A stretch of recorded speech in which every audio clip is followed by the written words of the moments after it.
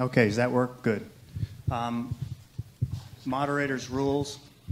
So I get to start with something. I was much taken with Dr. Hicks' comment about working dignity into how you do negotiations. And so I felt it only fair that I share with you very briefly that I have an experience in that, and I think it's instructive. Many of you have either been in the military or been around the military or even have been here at Harvard, and you recognize that everybody has to have a decal on their automobile, or you can't go anywhere. Well, I'd been away from the military about 8 or 9 years before I came to the Naval Institute. And so I had no decals on my SUV. And so, as you must do, I drove down to the pass and tag office, which everyone has seen at some point or another, to get a decal for my vehicle. And I stood in line. Now you have to remember, I'm a major general, I'm a fighter pilot, and I'm a former CEO. Now what do all three of those things have in common? Let me say this as gently as I can. A certain level of self-confidence.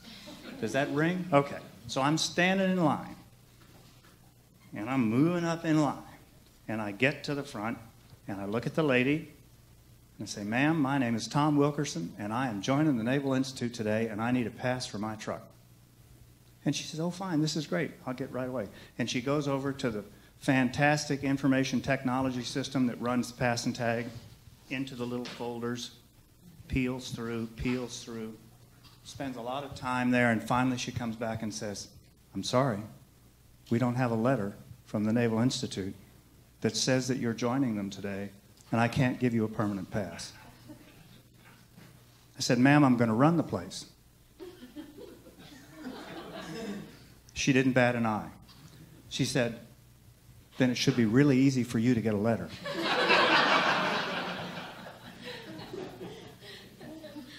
Dignity attack number one. "Thank you, ma'am." She gave me my temporary pass. I went outside. I got in my SUV and drove up the hill and walked into my office and sat down at what was to be my desk, and there was some stationery on it with my name on it already as CEO. And I wrote on that stationery, "To whom it may concern, Tom Wilkerson today is joining the United States Naval Institute. Please give him a pass for his vehicle." And I signed it. Got in my SUV, went back down the hill, and got in line.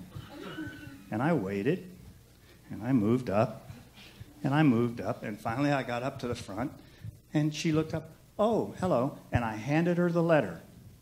Now this lady was on it. She looked at that letter, and without batting an eye, she looked right back at me and said, "See, it was easy, wasn't it?"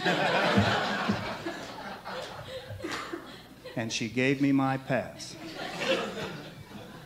So if you're working on dignity here at the Divinity School, that's a lesson about how to make sure that you've got it self-contained a little bit, because the bureaucracy isn't paying any attention.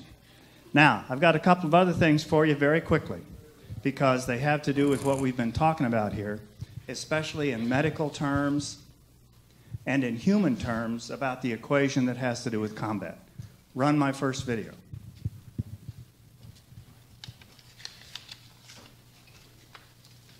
That's not a great start.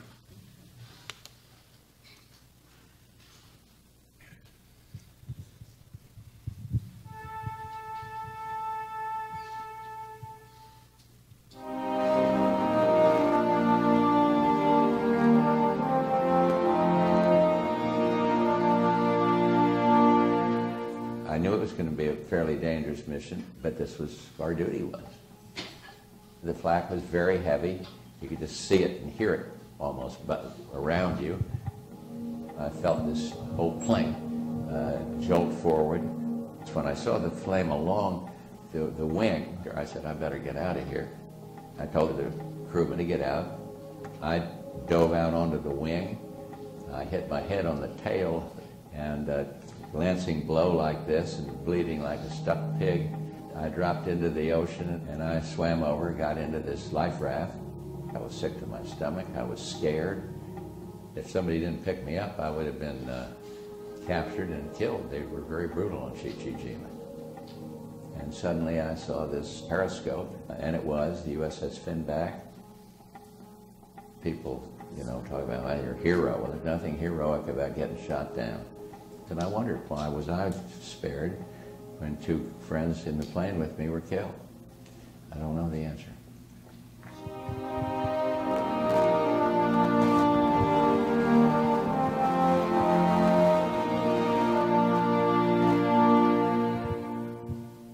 And the second.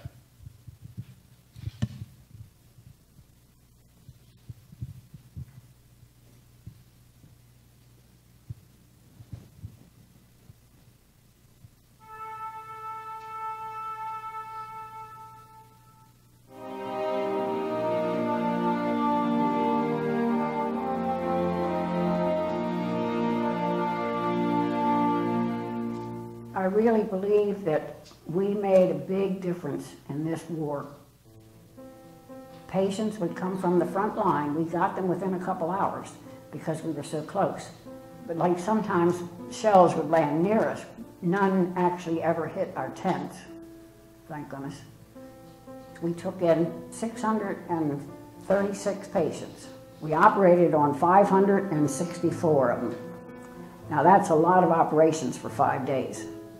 In post-op, we had no electricity.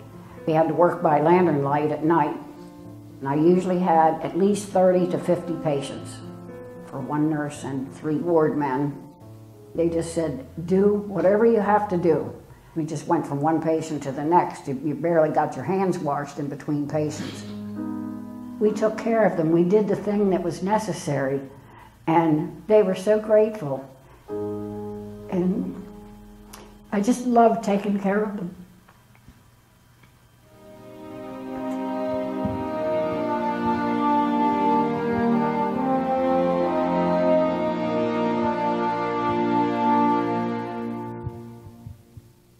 The Institute has done about 50 of these already. It's part of our Americans at War series to put a face on what's going on. And we started out with a gentleman named Henry Buckles, who is now 108 years old and is the last remaining survivor of World War I. I really believe that we've gone through Pearl Harbor and are moving on towards our current conflicts. The reason is to remind everybody, and the reason I showed these today is we've talked about post-traumatic stress, we've talked about regret, we've talked about many things that have to do with the personal face of battle. And what you saw in those 2 vignettes, which are just 2, is perhaps a smorgasbord of all of those feelings and thoughts from someone who was there and did it. That's what our last panel is about today, because what we're looking at now is from that time forward, what has changed and what is the same. And I'd start that with our first 2 panelists with the idea that perhaps the most significant change in American history and in the American military process is the all-volunteer force. And so each of these gentlemen has personal experience in different ways. Frank Schaeffer is an author, and I'm not going to read you his biography. I'm going to make a great assumption that he'll tell you what he wants you to know about it, and if you want to dig, you'll have the opportunity. He characterizes himself as an author and survivor. He and Kathy Roth-Duquet have written a book that you all are going to be reading and talking about, AWOL. And I leave that at that point. Colonel Robert Burns, United States Army. Do you go by Bob? Great. Is a warrior, tank commander, Desert Storm, Silver Star, one of the modern era folks that we could all be proud of. And now as he's leading, he's probably a direct descendant of Major General Fox Connor and his crowd. And I gave you Connor's quote yesterday, "Don't fight unless you have to. Don't fight alone, and don't fight for very long." And I'm sure some of that still resonates in the Army Command and General Staff College, where these gentlemen teach the trade that makes us the best warriors that we can be. They are our first 2 panelists, and if you'd like to lead off, then Frank, the floor is yours. At least 30 to 50 patients. One nurse. Well, good afternoon, and thank you, Roz and Harvard Divinity, for putting this together. I think in a way it's fitting that this Ivies and the military toward reconciliation takes place in a divinity school, because our country has a spiritual problem when it comes to the military. It does not value sacrifice and service in a way that is appropriate. And that's a problem of the heart far more than politics. So I want to talk a little bit about my own introduction to this issue and how it came about, and a few ideas about this. If you were looking around in the Boston area today for an unlikely military parent, I would be the candidate. I never served in the military. I'm a child of the 1960s. I live on the Volvo-driving, higher education worshipping North Shore of Boston, just up the street here. My friends teach in places like this. I'm a novelist, I'm a writer, I've worked in Hollywood. I am not a military type of person. I have 3 children. My 2 oldest, my oldest son went to Georgetown University to the School of Foreign Service and graduated there a number of years ago. Got one of the highest academic awards, in fact, the highest academic award the school gives every year. A daughter of mine went to NYU. She's now an international energy consultant working in Europe. And I write novels for a living and can be found blogging at places like the Huffington Post these days, very involved with what you might call progressive view of our politics. So when my youngest son, John, in 1999, announced that in graduating from high school, a private high school on the North Shore called the Waring School, bilingual school to be even more touchy-feely and unmilitary, bilingual in French and English, that he was going to go into the military. And remember, this is before 9/11. This is before the ante has been immensely up. My reaction was very ambivalent, to say the least. I was against the idea. I didn't fight him on it because I support what my kids choose to do, but it was a mysterious choice to me and to him. Probably had more to do with a youthful lark, something different, maybe stick it to Dad a little bit. Whatever it was. But at graduation at the Waring School, when other students were announcing, as my other children had in earlier years, where they were going to Brown, to Harvard, and so forth, John stood up and he said, this time next year, I will be the spear point of American foreign policy. Well, this did not go down well with the assembly.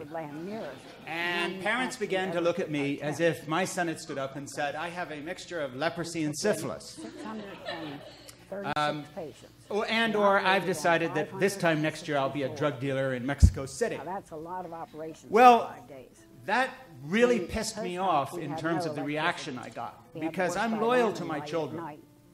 And to face the contempt and the snobbery of a room full of people, not uniformly, there were exceptions, because my son had said, for whatever reason, that he wanted to serve his country, struck me as very curious. And remember, this is Bill Clinton's America, 1999, pre-9/11.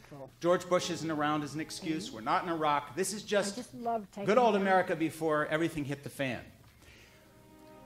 Thus began a journey which my son and I eventually wrote a book about called Keeping Faith, a Father-Son Story of Love in the United States Marine Corps, which I brought some paperbacks here and will be glad to give everyone here a copy before you leave today. I think I have enough out there. John and I wrote this book after he graduated boot camp, but my change began to come about when he was down on Parris Island, and I began to get the letters from this frightened young man who didn't know whether he could complete boot camp.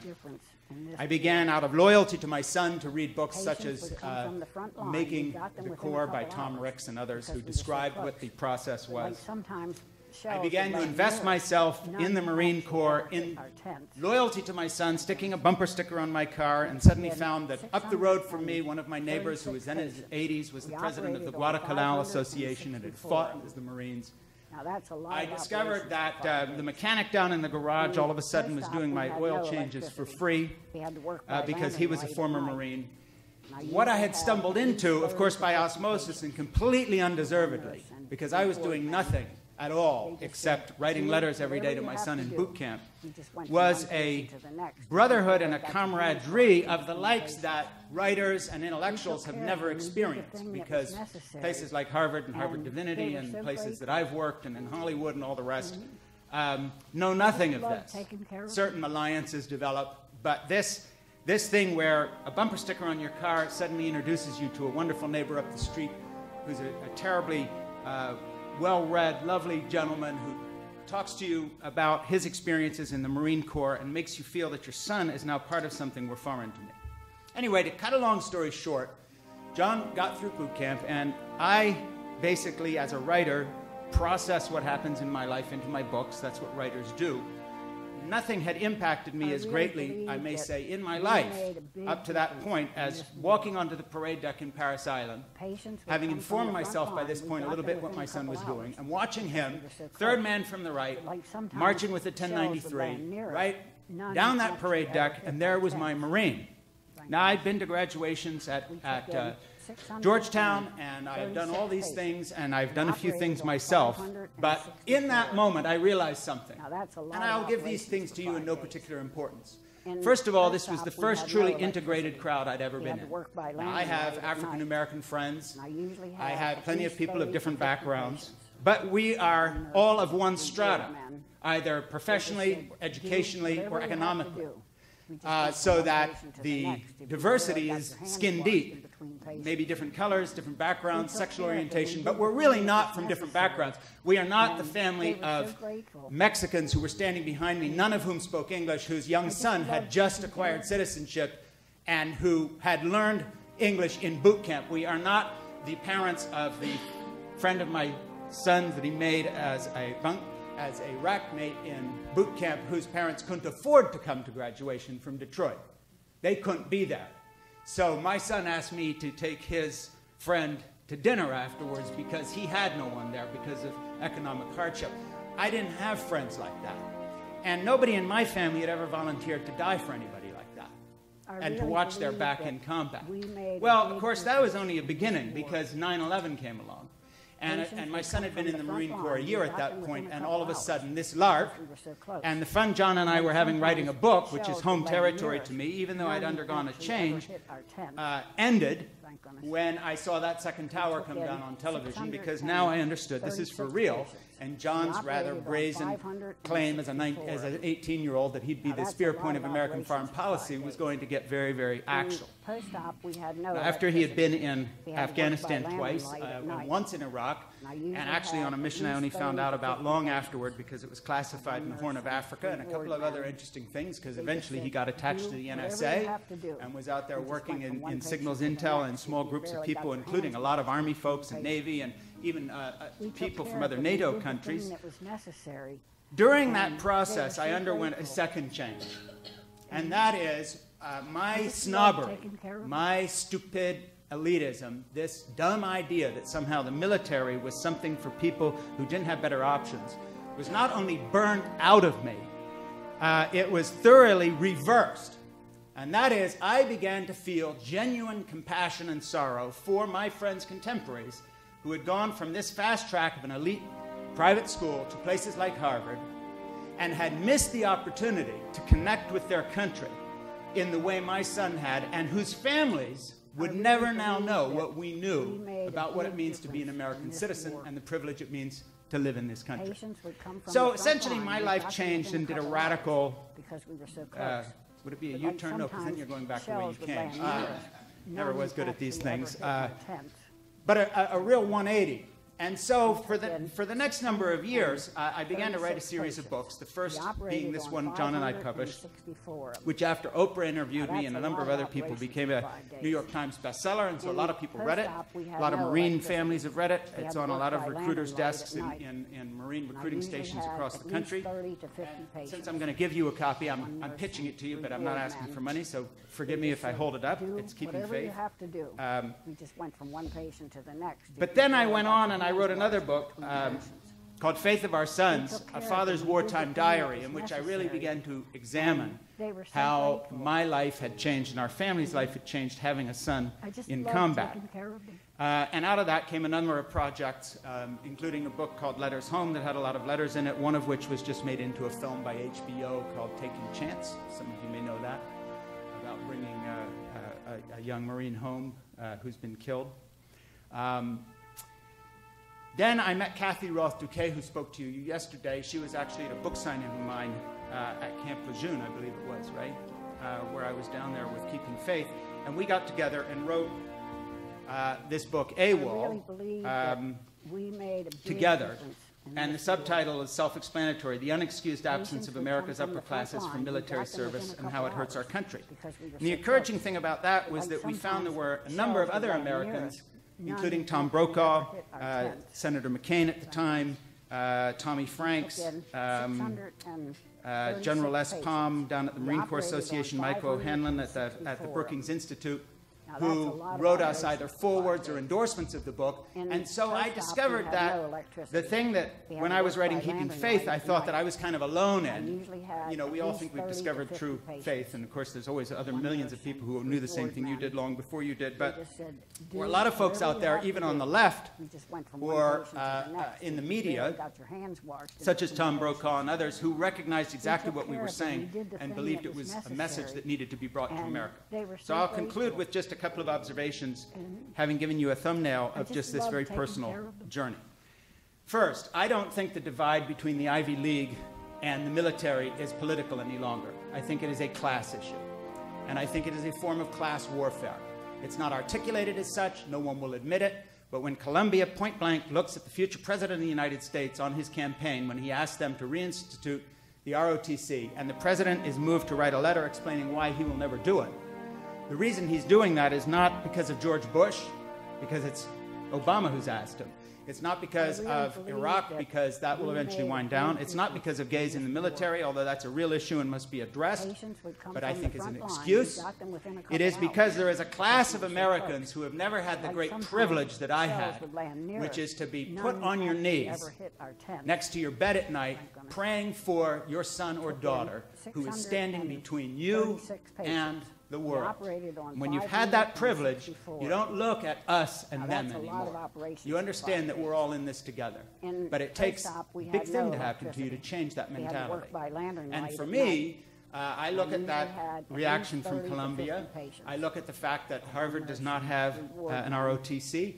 And I am saddened because I think there are thousands of young men and women who are now missing the chance to understand what my son learned in boot camp, as he puts it in our book. And if you read it, and I hope you do, and I hope you'll be moved by this, he said, you know, for whatever cockamamie reason we went down there, what we learned by the end of boot camp was the Marine standing next to me is more important than I am. Now, let me just finish with this, and I know this will sound harsh, but the young enlisted Marines who came out of high school and have been fighting and dying in Afghanistan and Iraq, the lesson they learned is not the lesson that just brought Wall Street down.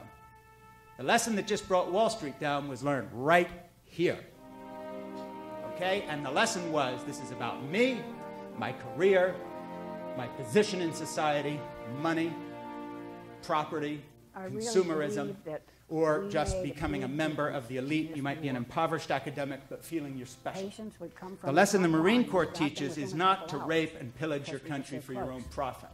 It's to do something for other people. And I say the Marine Corps, obviously, I mean all the military, but as a military parent with more connection to the Marines, I use that as a catch-all, so forgive me, everybody else. The lesson being taught by our elite institutions is the opposite of what at least the enlisted men and women, and I believe the officers in the military, learn as well. So I would just end my remarks by saying this, and that is that the military does not need the Ivy League. It is the Ivy League and America's elites that need the military. And I don't mean that in the sense of defending our borders, although that should be obvious to everyone. We took care of them. I'm talking about values. And to me, the military is like a Fort Knox. It is a repository of values that are being forgotten by the rest of our culture. And that is why there are bankers running around down in New York City who graduated from this campus who have taken their country down with them, because they never, at any point in their life, were asked to do anything for anyone except themselves.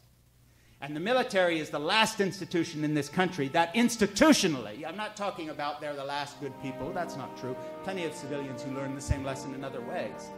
But institutionally built into what the military is, self-consciously, as in this is what we do for a living, is to teach the very lesson that I feel our culture needs above any lesson that now we need to learn. It's what Barack Obama is trying to call America to by calling for all of us to serve in some way. It is what every enlisted recruit will learn on Parris Island. and MCRD San Diego, where they will leave the military. 564 of them. It's not perfect, Now, that's a lot but of as far as I'm operations for concerned, 5 it days. is the most valuable In asset this post-op, country we had no has electricity. in terms of We what had we to talk work by about as core lantern light at values. night. And as I said, there are plenty of people who have those values outside of the military. But the military is the only institution that institutionally teaches them. The Ivy League no longer does, because the Ivy League is all about striving, not service. And somewhere along the line, it has lost its soul. And I say this as someone who works with plenty of people who teach, work, study here in this very institution and all the ones like it here up in the Boston area, and there's no difference anywhere else in the country. Doesn't mean it's an us versus them or bad people, but it does mean that I think that when we talk about the Ivies in the military going toward reconciliation, one agenda is what's good for defense.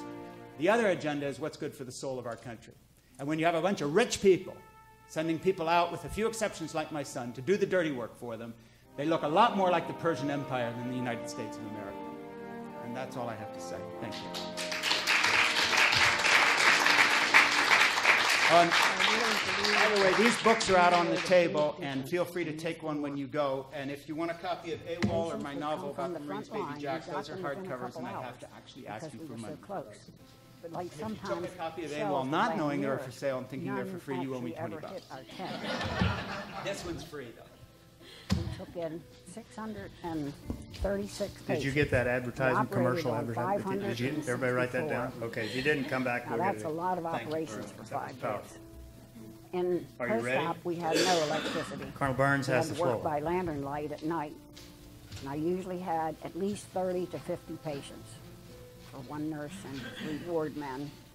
They just said, I'm Bob Burns. whatever I'm the you have director to of the do. Tactics We Department just went at from one the patient to Command the and General next. Staff You College barely at got your Fort hands Leavenworth, washed in Kansas. between And patients. in that short phrase, I think We took care of maybe them. I've We just did the described thing where that I was think it's least necessary. likely that I would come here And today. they were so grateful. I certainly didn't graduate from an Ivy League school. I just loved I taking went care to a of very them. large nondescript public university. Got an adequate education there, but certainly not a great one. But in the military, I have had a great education. I went twice to the School of Advanced Military Studies, SAMS, out there at Leavenworth, part of CGSC. It's a fantastic school. You might be amazed about some of the things that we talk about there.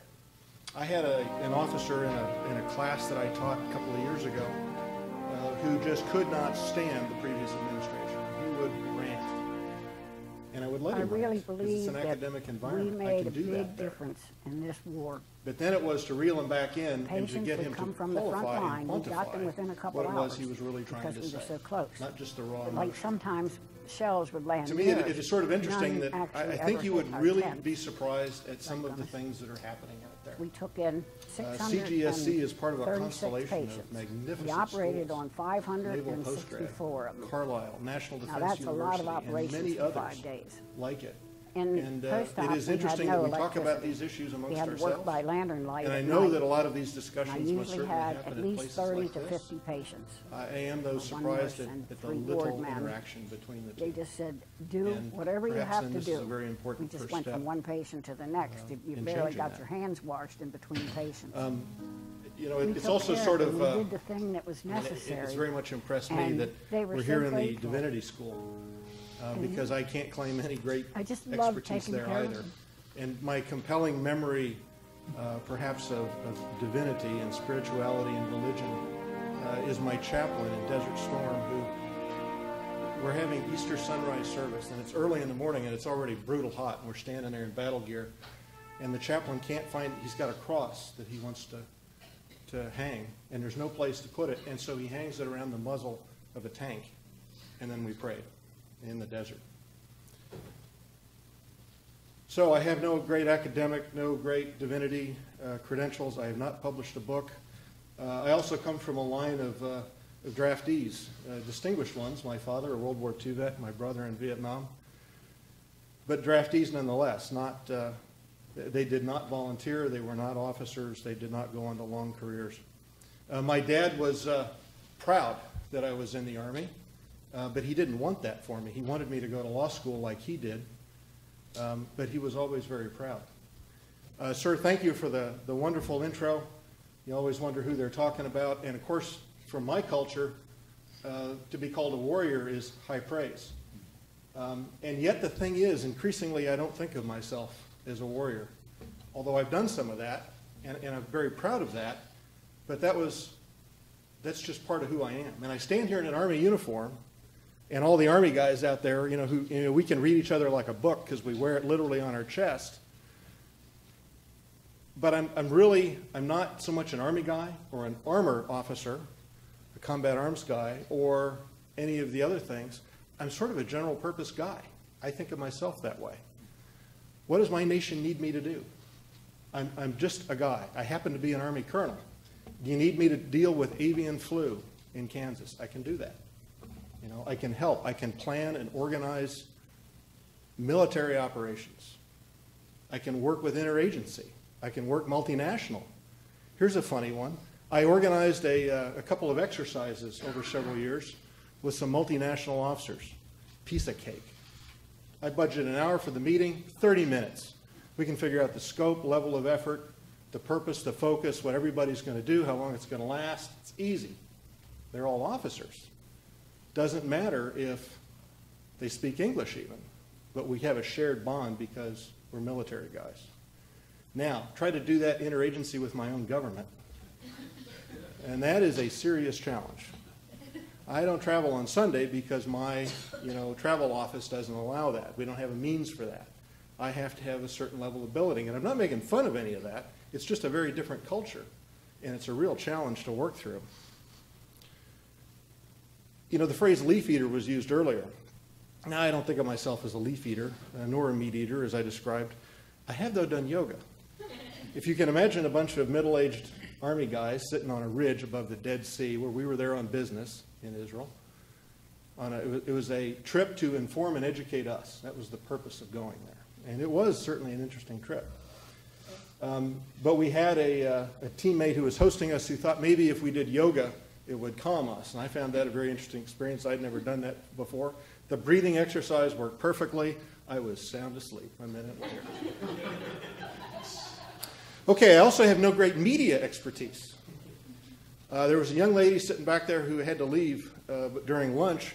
Rachel had actually worked in Africa Command as a strategic information officer, as a public affairs officer, and had done considerable work. Fascinating stuff. Haven't done that. Can't speak directly to that. And that perhaps is the great value of me standing here talking a little bit about media, because there has been a sea change. Raz, I got the buzzword in. There's been a sea change in media-military relations. Certainly a lot of mistakes have been made in the past. And interestingly, a lot of those were probably made for very good reasons, very well-intended reasons. But things have changed. And there is a compelling underlying idea right now, especially in, I can't speak for the other services, but in the Army. The idea is tell the Army story. Get the soldiers, don't care what rank they are.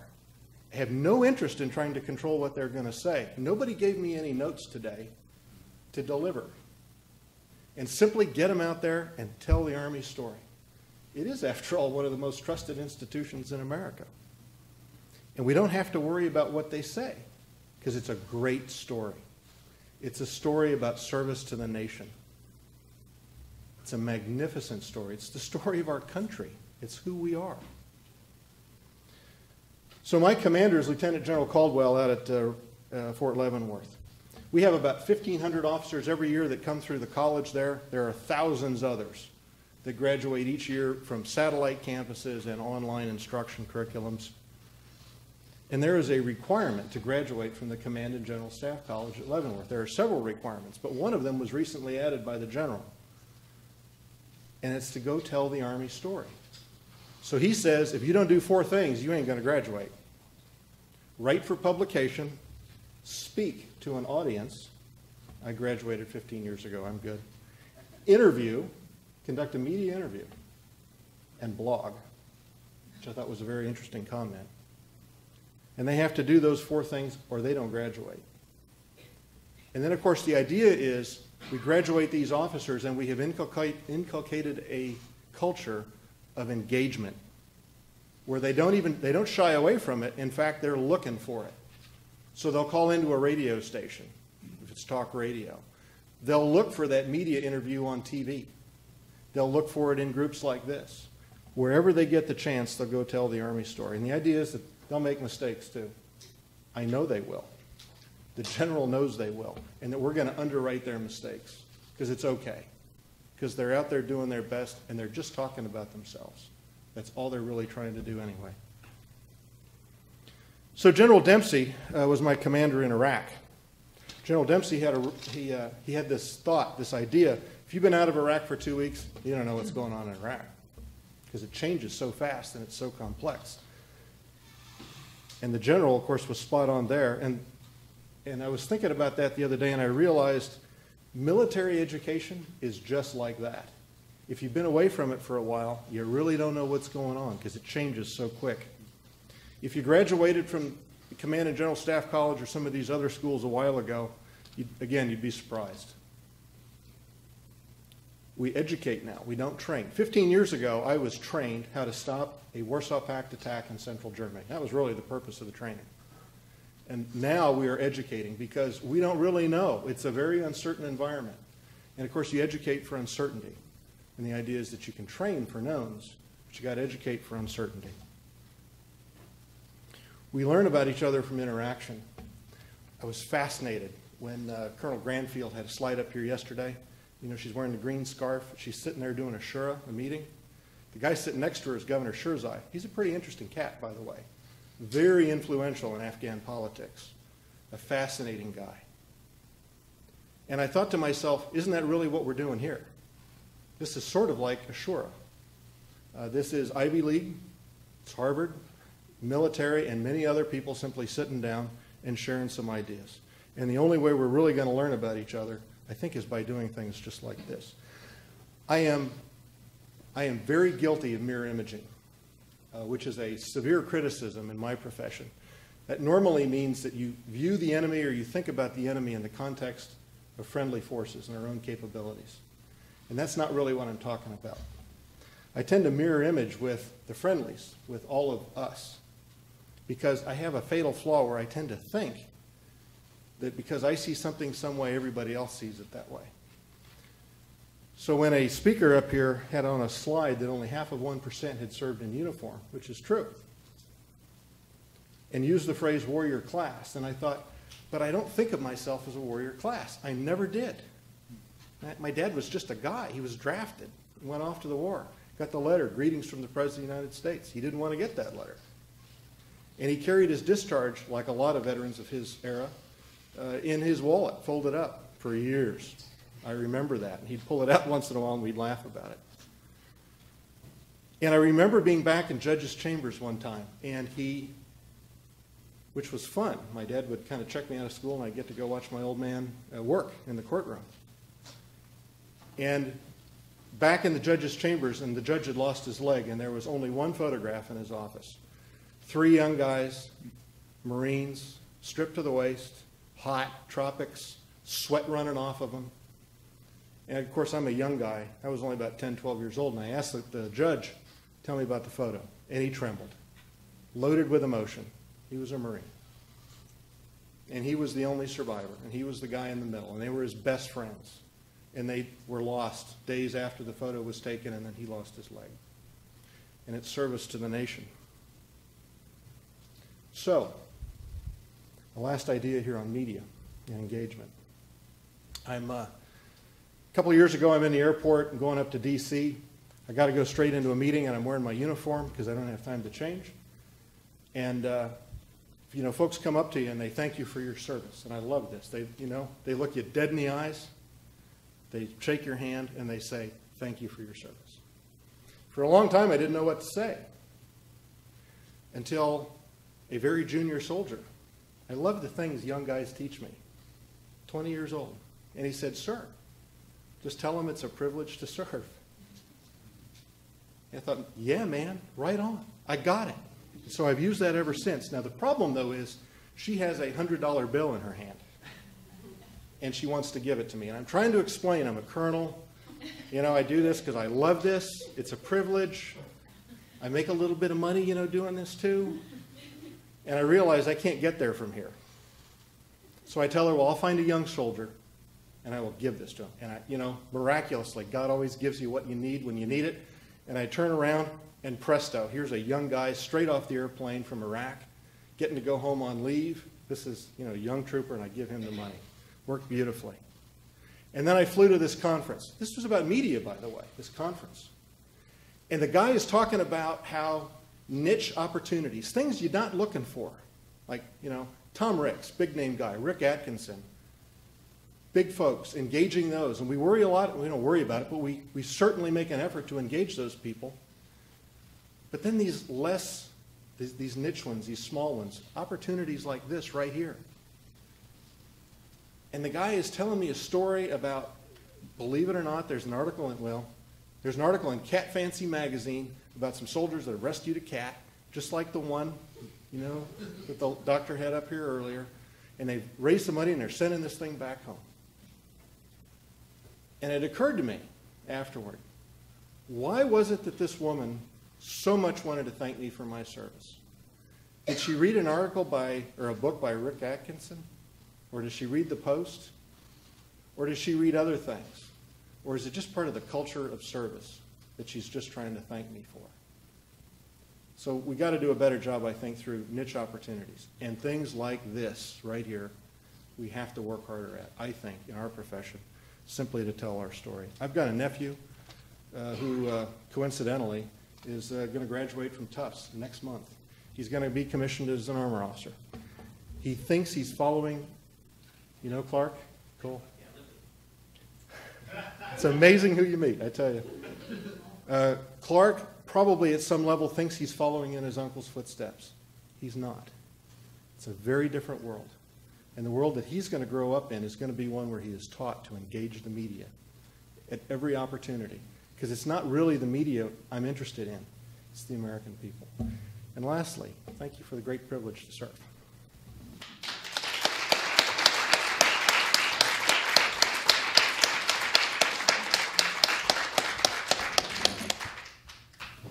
Okay, moderator's rules, change 1. We've had enough interaction with each other along the way. These folks have left you probably with burning ideas. Don't go away, Bob. Front row. Now's the time for you all to grab the mic and talk to them for 10 or 15 minutes, and then we'll go on to the next two presenters, and we won't lose the thread of what they've been talking about. And then you can have plenty of time at the end if you want to chat with each other about what they've said. So if you've got a question now, wave at somebody, and let's engage with these guys, because both of them gave us very provocative thoughts.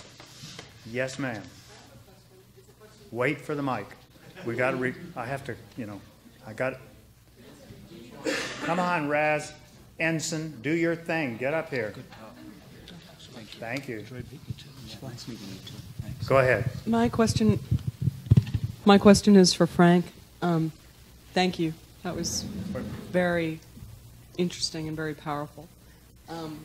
You mentioned that you think that part of the divorce between the Ivy League and the military is based on snobbery. Mm-hmm. And I'm wondering how you, if you ran the zoo for one day or 1 year, how you would address that, I mean, socially as an issue in the United States. Do you think that the all-volunteer force, for example, should be reconsidered?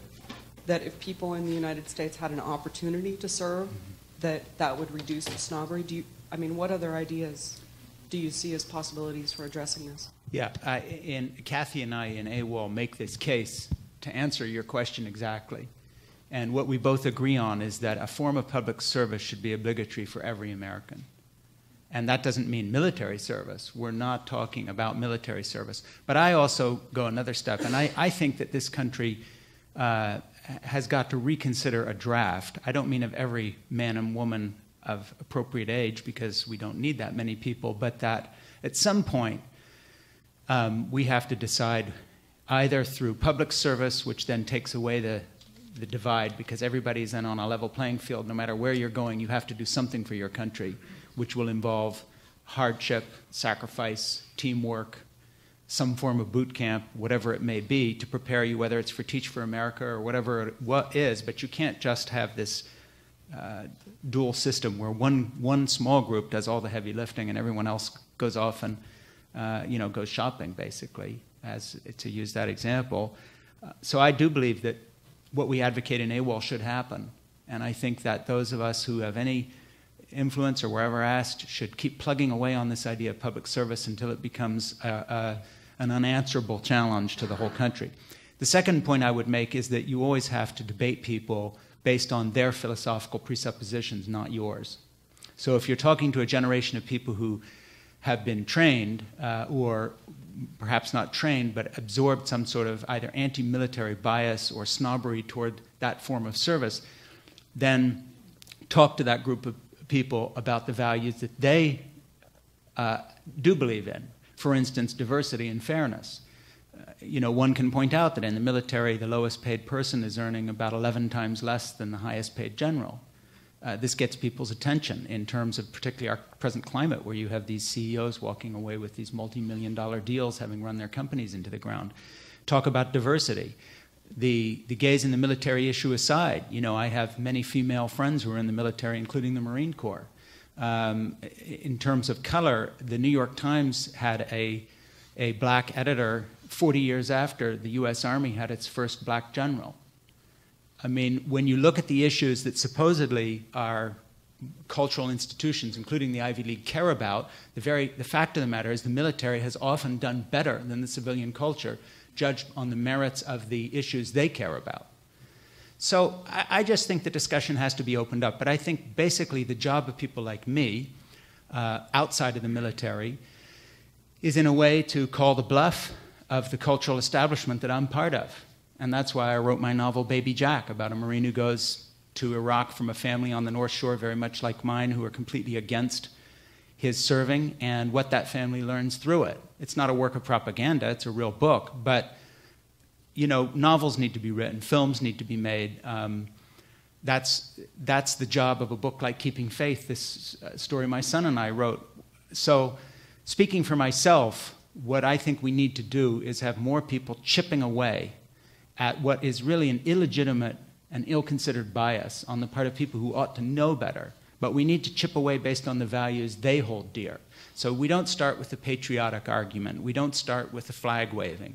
We start with things like a level playing field, a fair society. Why should we ask one group to sacrifice everything and another group nothing? And I think a tremendous case can be made for national service in that climate.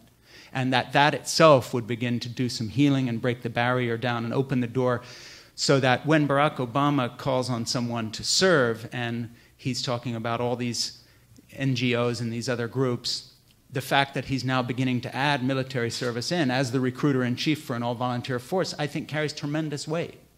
So we have to get past the left-right divide, stop thinking of this as, Republican versus Democrat, and start thinking of it more in terms of a level playing field.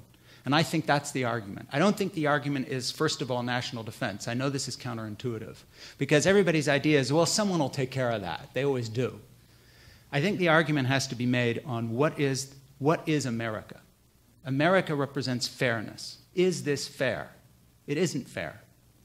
And I really think that the fury, for instance, at these AIG bonuses, that's the kind of hinge, because that's the culture that we see people starting to reconsider. Is getting the most all the time for yourself really what we are about?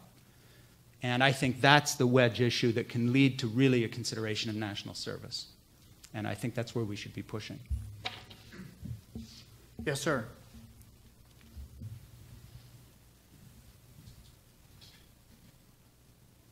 Thank you. This is sort of a takeoff of the last response. I want to ask Frank, from an empirical perspective, what kind of impact has your thinking and your change of thinking and heart had on your friends that were originally so opposed to your position?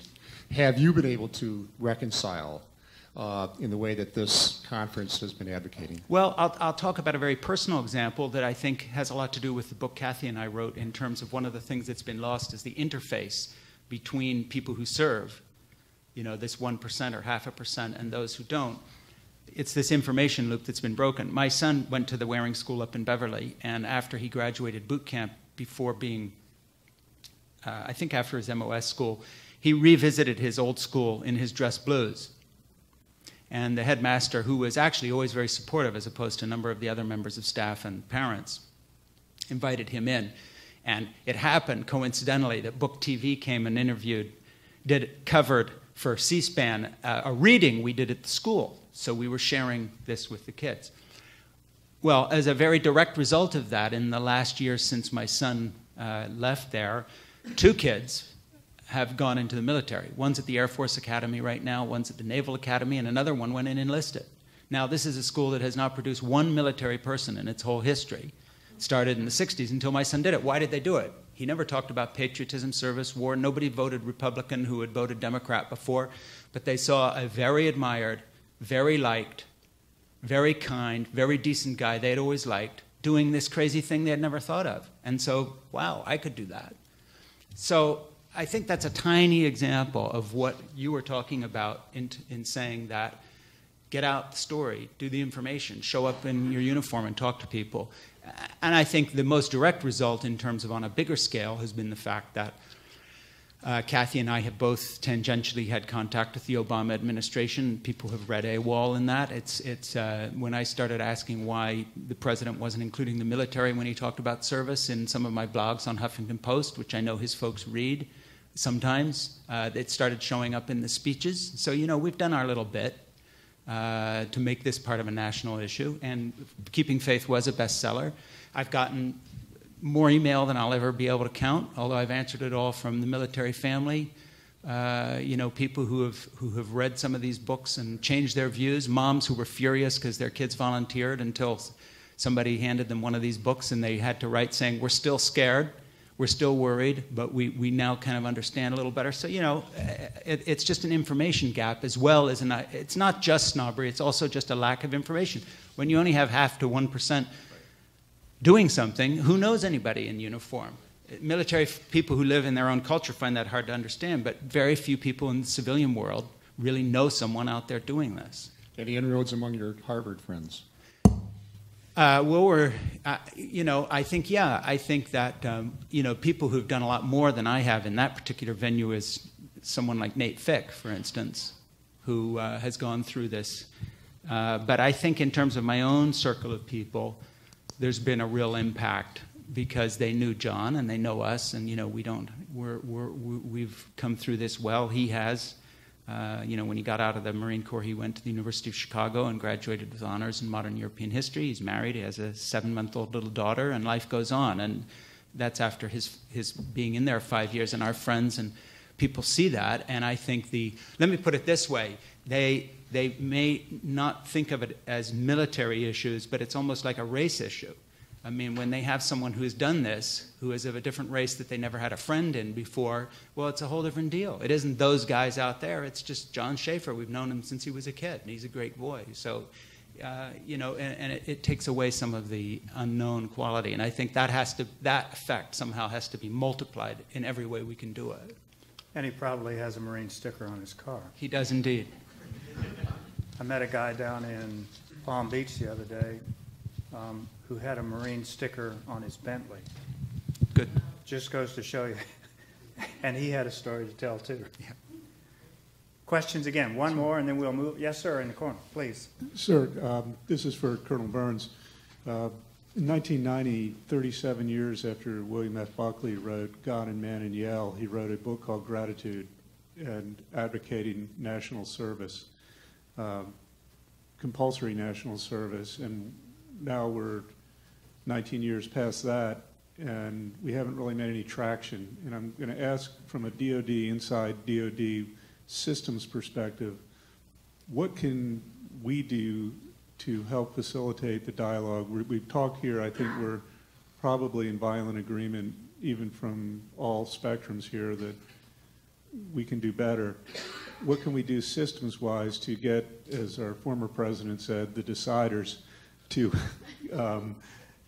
do something and make this a reality so we can get young Americans involved. If it's not directly in the military, it's working with interagencies to help forge the way ahead. Okay, well, so interagency. And so if young Americans are going to serve, and if they're not going to serve in uniform, then obviously there's ways that they can do that through NGOs, through other venues, but interagency is the one that clearly stands out. Now, there is a problem here, and we're working on it. But the problem is partly inside the military institution, the culture, but we're changing. We have over 100 multinational students at Command and General Staff College out of a student body of about 1,500. We have only a handful or so of interagency. Now, we're going to make great strides. Even next year, we're going to pick up about another 10, so we're going to more than double what we've already got. And I look for the day when we can graduate, I don't know, maybe 10, 20, 30% of the student body could be interagency. That will be a great moment. When Colonel Granfield, I believe, was talking about PRTs yesterday, and she showed you an organizational chart for PRT. Now, what's kind of lost in that chart, though, is just how incredibly small these organizations are. They're very small, and there are only 3 interagency billets, positions, in a provincial reconstruction team right now in Afghanistan. Okay, that's a drop in the water. We're not going to get there from here with that level of effort. It's going to have to be much greater. The problem is that the U.S. Army has had between, say, 120 and 170,000 or less troops in Iraq now for a long period of time. The ability of the interagency, Department of State as an example, to muster people and deploy them is very slight compared to the Armies or the Marines or the Air Force. And we simply have to build that capacity because it doesn't exist right now if we're really going to change, especially when we're doing a stability operation and insurgency like we are now. Many of you all have heard, I'm sure, of the dialogue on television about smart power. Secretary Gates has spoken about it. It's the integration of all the facets of national power using those portions that are wisely. It sounds really wonderful, and it is. The devil's in the details. Right now, the 800-pound gorilla is sitting there in uniform, and the Defense Department's budget is huge. And compared to the others, I guess the bumper sticker people use is there are more people in military bands than there are foreign service officers. Okay, that's true. But the point of it all then is when you get through with the dialogue, there has to be a huge either shifting or increasing in resources to underwrite commerce and state and the other agencies that are going to be able to play in this league, or to take expanded versions of what we talked about in the first period this morning with the HTTs and put them as part of the country teams and the like. Those details are easy to talk about, and they're very challenging to get done.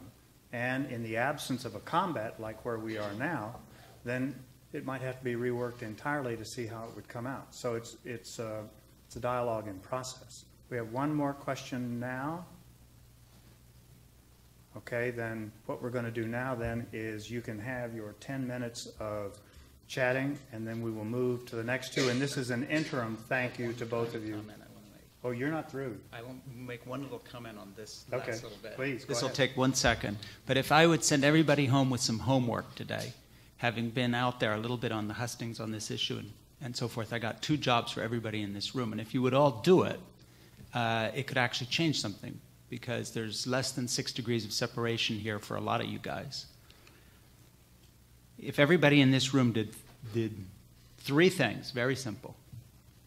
First, at every opportunity when either asked or just be pushy about it, bring up the issue of national service on the basis of fairness in whatever context it comes up.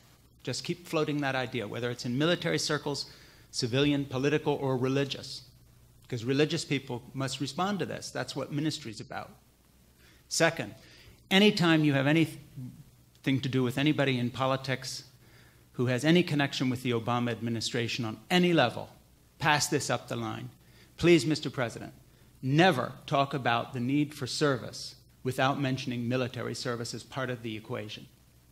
So when he says we need to help people, don't live for yourself, do something for other people, teach for America, Peace Corps, always put you could volunteer for the military in there. Please raise the standard of military service to be up there in what is intellectually acceptable to the elite along with the NGOs. Those 2 things alone would have an enormous impact. And I think that message, just one's practical to the administration, but the other thing about national service, it just has to become part of the national conversation for long enough. And I think that it could make a real difference. So that was just a little. Okay, this is an interim thank you for Bob and for Frank for the first, because we will have them back for a rerun at the end of the last session of our panel. Thank you all very much.